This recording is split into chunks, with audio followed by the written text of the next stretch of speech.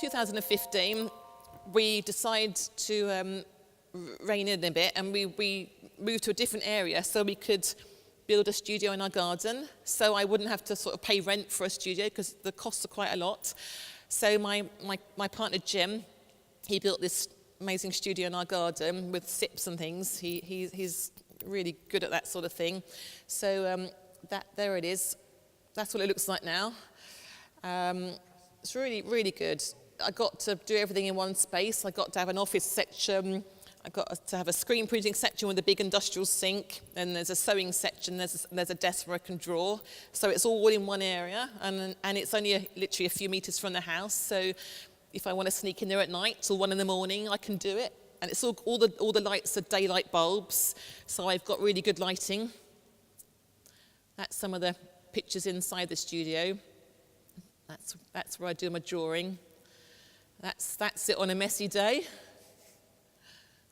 That's right. So here comes the haberdashery range that we finally did with John Lewis. Again, I had a lot of say in what colours they used. Everything was screen printed onto fabrics. I got to check the quality control. I got to test them out. I did the prototypes in my studio, so that was really fun. And then came along some more baby board books. Prior to that, I'd been really worried that I wasn't going to get any more work from anywhere, and I'd actually come up with a few book ideas for older children, and I showed my publishers, and although they liked them, they said, no, we don't want to do older kids stuff yet. Let's keep going with the baby stuff. It's going well. So they gave me some more book deals, which is really good.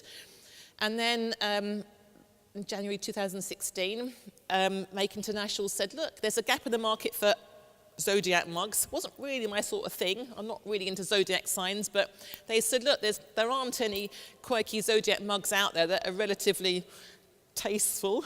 Why don't you put your sort of 70s retro spin on them and come up with some designs? So here they are. I did those, and then I think they did some, I think they've been going quite well, and John Lewis took those.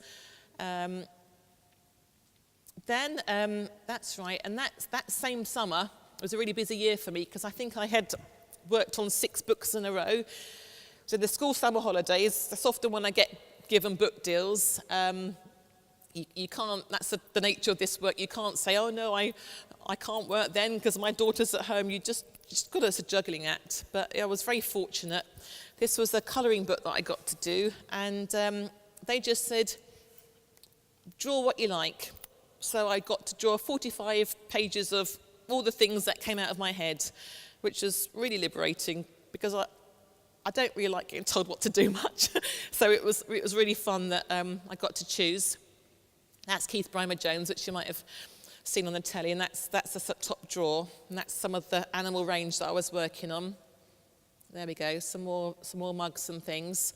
And I thought, a lot of my trademark's always been just to use one colour or maybe just 2 colours in my work, and I thought rather than colouring in the actual animals, I'll just have colour backgrounds and just keep everything black and white just to see, and I think they've done quite well.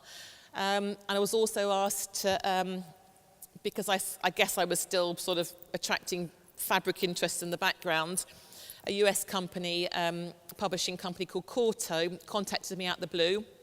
Again, they must have just seen me online. Saying, did I want to do a kids stitching book, which is like a cardboard book where you press out the cardboard animals and children sew through them. I was then asked again from the kids book publishers to do 2 books, New York and London. Apparently, I think Selfridges in London had said, you know, we like Jane's books, but when's she going to do a London one? We think it might do quite well. So they then ordered London and New York. There's some of the pictures. That was quite fun to do. Again, I just got to do it in my own style. They gave me a list of, you want to do a basque, can you do a corgi, can you do some fish and chips? And I did it in my own style. I think they decided by then that they were going to classify me as this kids book illustrator, which I'm happy with actually, to be honest, because I know that when we've done this, I'm going to go on to older kids books, and I've got lots of ideas in my head what else I'd like to do. But whilst I'm enjoying them, I'm very happy that they're trying to roll out this brand of books. So I've done some other little ones. Fabric company contacted me, again, purely from seeing me online, asked me to design some fabric panels that, you know, people can buy to make into either tea towels or bags or cushions. Then came some more city books, which are, I don't know why, that's right, I did them January, they're coming out January 2017. So I did Paris and I did Washington. And in the background, here I am still doing screen prints, because even though I am getting more and more book deals and should in theory feel secure in my career, I'm always juggling lots of things, thinking, well, what if that bubble bursts? I better keep this going. So I'm still behind the scenes doing my own stuff. And also it's great for my sanity, because after you've worked on several books in a row, I like nothing more than going back into my studio and just tinkering with my own little designs and just trying them out. And there's some more designs that I've been working on this year, just for fun. Started to screen print more fabric for cushions and things, and then I explored going down the digital print fabric route, purely just for fun. I just do very small amounts, don't do any wholesale, there we go. Now what? Future plans, four more books in the pipeline, working on.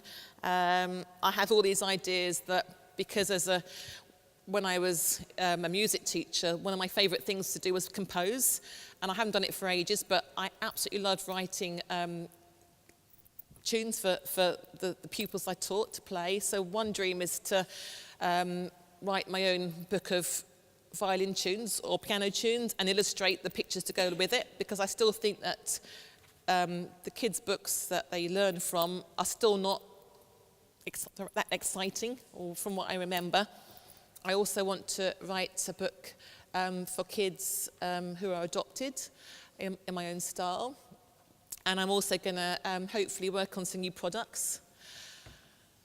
So that's it. Thanks.